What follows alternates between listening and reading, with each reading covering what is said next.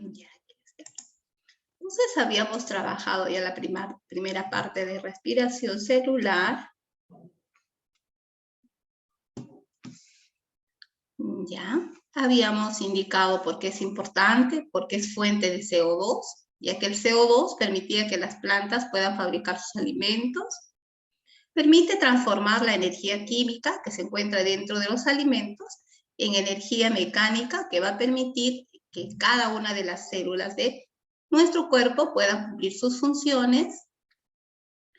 Se decía que era un proceso catabólico, es decir, que a partir de una molécula de gran tamaño, en este caso la glucosa, se fragmentaba y podía producir unas moléculas simples y al mismo tiempo liberar energía.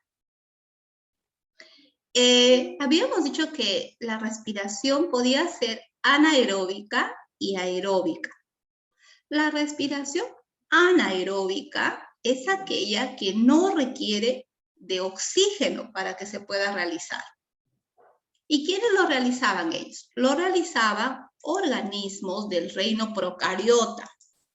¿Cómo cuáles? Las bacterias, y también lo realizaban algunos hongos como las levaduras.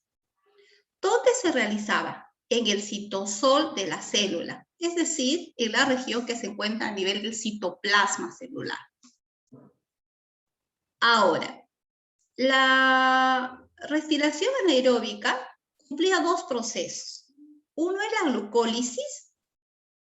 ¿Y en qué consiste la glucólisis? En resumen, la glucólisis es el rompimiento que sufren los enlaces de las moléculas de glucosa y forman dos sustancias más simples. Estas dos sustancias se denominan piruvatos o ácidos pirúvicos. Entonces, la glucólisis, ¿qué produce? El rompimiento de los enlaces de la glucosa y formando como producto los piruvatos. El otro proceso vital es la fermentación. Y la fermentación también inicia con la fragmentación, la ruptura de la glucosa, la formación de piruvatos, pero a partir de ella se pueden producir dos sustancias resultantes, dos productos. Uno es el alcohol etílico, y debido a esa sustancia denominada alcohol etílico, a esa fermentación se le llama fermentación alcohólica. Además del alcohol, produce CO2. Y el CO2 pues, es un gas que se concentra y sale a gran presión cuando nosotros logramos abrir un recipiente donde se encuentra un producto producto de la fermentación alcohólica. Ahora, este tipo de reacciones eran muy bien utilizadas por la industria de algunas bebidas de licor, algunas bebidas alcohólicas, ¿ya? Que utilizaban como principio o como punto de partida a los carbohidratos o azúcares que estaban concentrados en el maíz, en la uva, en la manzana, en el caso de las bebidas de la selva, el masato. Entonces, al tener ellos gran concentración de carbohidratos, es decir, de tener azúcares, en ausencia del oxígeno, pueden formar sustancias como el alcohol etílico, ¿ya? Luego había una fermentación láctica. La fermentación láctica, de igual, ¿no? La glucosa se transforma en ácido pirúvico y ese ácido pirúvico va a formar ácido láctico más CO2. ¿Y dónde se producía esto? No se producía en sustancias que estaban relacionadas con leche. Algunos deducen ello, viene de lactosa, entonces el punto es la lactosa. No, se produce a nivel de músculos y el hígado. Tras ejercicios intensos, tras oxidación de glucógeno de reserva que está formando parte de los músculos. ¿Y cómo se experimentaba pues, la presencia de ácido láctico? El ácido láctico se experimenta con la presencia del dolor. ¿ya? Entonces, durante la respiración anaeróbica, que es en ausencia de oxígeno y que lo producen las bacterias o algunos hongos, se va a producir la glucólisis y la fermentación en sus dos tipos. Pero habíamos hablado de un segundo tipo de respiración. Y este segundo tipo de respiración es la respiración aeróbica. ¿Y qué es la respiración aeróbica? Es un proceso que se realiza en organismos que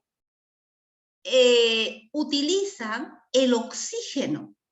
Se realiza en organismos que utilizan, que necesitan el oxígeno para poder producirse. ¿Ya? Ahora, la respiración aeróbica tiene 3 eventos importantes. Cada uno muestra una característica. El primer evento, ya conocido, es la glucólisis. Y la glucólisis se produce en el citosol de la célula, es decir, en zonas del citoplasma. Luego viene el ciclo de Krebs, que es la reacción más importante dentro de este tipo de respiración. Se realiza a nivel de las mitocondrias y luego la cadena respiratoria que también se realiza en las mitocondrias.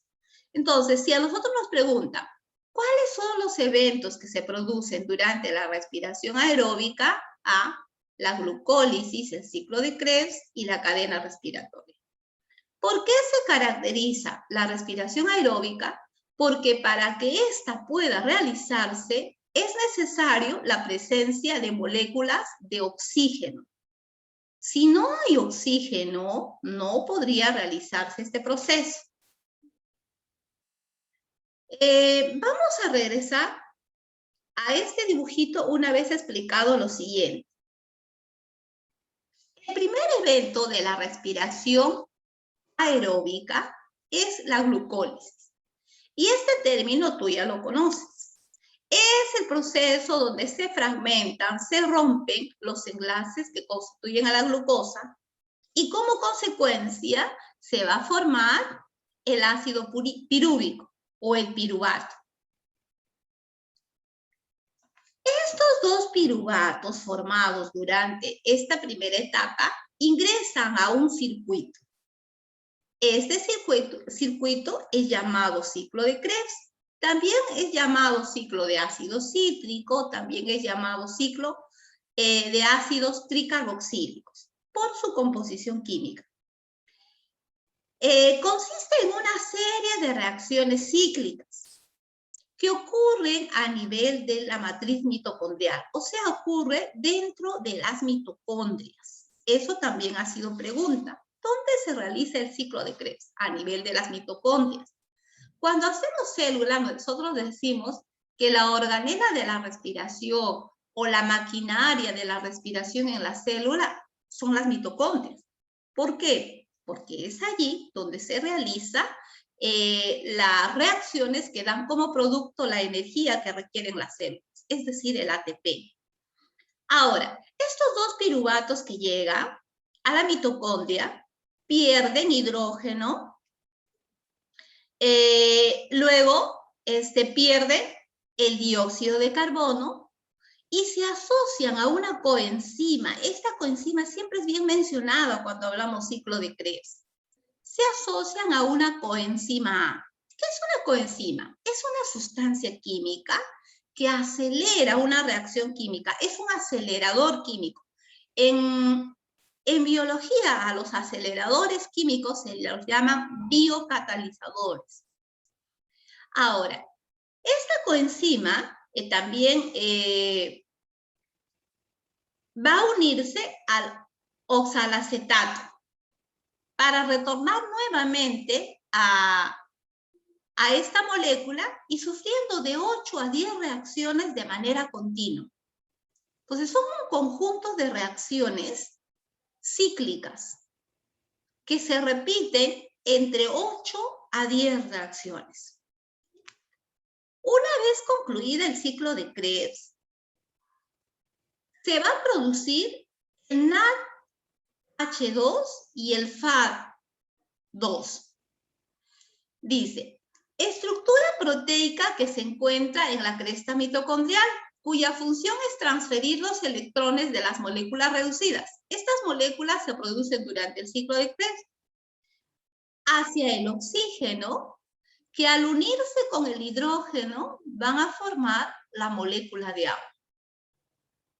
Entonces, mira, vamos a entender este evento bioquímico de la siguiente manera. Para que haya respiración tiene que haber una molécula de glucosa. Solo hablando de una de ellas, desde luego dentro se producen miles y miles. Una molécula de glucosa rompe sus enlaces y va a formar dos piruvatos. Estos dos piruvatos van a entrar a una secuencia de reacciones químicas a los que se llama ciclo de Krebs.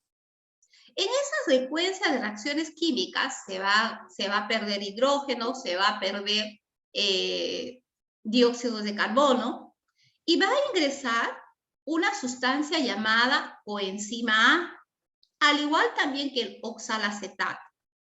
Y van a pasar por un ciclo de reacciones químicas que se repiten de 8 a 10 veces. Como consecuencia de ello, se va a formar estas dos sustancias, NADH2 y FADH2. Estas sustancias ingresan a la cadena transportadora, ¿ya? Y se encuentran con el oxígeno. Durante ese encuentro se va a liberar una gran cantidad de electrones. ¿Y qué cosa van a formar esos electrones? La energía, el ATP, pero al mismo tiempo se va a formar moléculas de agua. Este proceso bioquímico aparentemente complejo lo podemos deducir, interpretar en este grafiquito. Al inicio de la respiración se tiene una molécula de glucosa. Esta reacciona y forma dos piruvatos. Este proceso se llama glucólisis. Estamos fuera de la célula, estamos en el citoplasma. Luego estos dos piruvatos se dirigen hacia una molécula importante llamada mitocondria. Dentro de ella se va a asociar al coenzima A. El piruvato se asocia al coenzima A y empieza una serie de reacciones cíclicas y a una serie de reacciones químicas. Se dice que eso en un ciclo de 8 a 10. Estamos hablando por una sola molécula de glucosa. Luego, esa serie de reacciones químicas van a liberar gran cantidad de electrones, ¿ya? Y esos electrones van a formar la energía que produce o que se produce durante este conjunto de reacciones químicas, ¿ya? Entonces, aquí está, ¿no? Tengo glucosa que se transforma en piruvatos, ingresan dentro de la mitocondria, asociados ya a la acetilcoenzima A. Aquí también ingresa el oxalacetato y empiezan a producir una serie de reacciones en ciclo. Por eso se llama ciclo de Krebs. Producto de ellas se libera gran cantidad de electrones. Pero aquí también intervienen estas dos sustancias, el FAD y el NAD, que al reaccionar con los electrones producen la energía. Producen la energía que es uno de los objetivos fundamentales de la respiración celular. Y al mismo tiempo también libera moléculas de agua. Ahora mira, aquí hay un dibujito que también fácil nos puede ayudar a entender, mira, ve. Acá estamos dentro del citoplasma de la célula.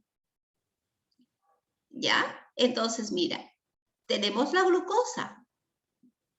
¿Ya? La glucosa reacciona y forma piruvatos, son dos piruvatos. A este proceso se llama glucólisis. Producto de esta reacción se va a formar 2 ATPs. Aquí está, 2 ATPs. Ahora, estos piruvatos que se han formado fuera de las mitocondrias ingresan a las mitocondrias, ahí de rosadito está, ¿no? Se asocian al coenzima A, ¿ya? Y entran dentro de un ciclo de reacciones químicas. Producto de estas reacciones químicas se van a liberar gran cantidad de electrones. Esos van a ser dirigidos hacia una cadena transportadora de electrones. Como consecuencia de ello, se va a liberar gran cantidad de energía. Se habla entre 36 a 38 ATPs. ¿Ya? 36 a 38 ATPs. Esta es la energía que se libera durante una respiración. Y acá abajito está la reacción química que va a representar todo lo que estamos hablando. De una molécula de glucosa más 6 moléculas de oxígeno y 6 moléculas de agua se produce 6 moléculas de CO2, 6 moléculas de agua, y aquí dentro de la energía en forma de ATP se forma de 36 a 38 ATPs de energía. Entonces nosotros aquí nos damos cuenta que la respiración es un proceso contrario a la fotosíntesis. En la respiración tenemos como productos CO2. ¿Y este CO2 a dónde va? Si nosotros decimos que el CO2 es contaminante, este CO2 se disipa en el medio ambiente y es utilizada por las plantas para continuar el proceso de la fotosíntesis. Las moléculas de agua, ¿qué pasa con ellas? Se van hacia el medio ambiente en forma de vapor de agua. Y la energía es la energía que requiere cada una de las células y que se va almacenando. ¿Y cómo se expresa la energía? En ATPs. Entonces, ese es el proceso complejo que realizan las células durante respiración celular. Por eso se dice que la respiración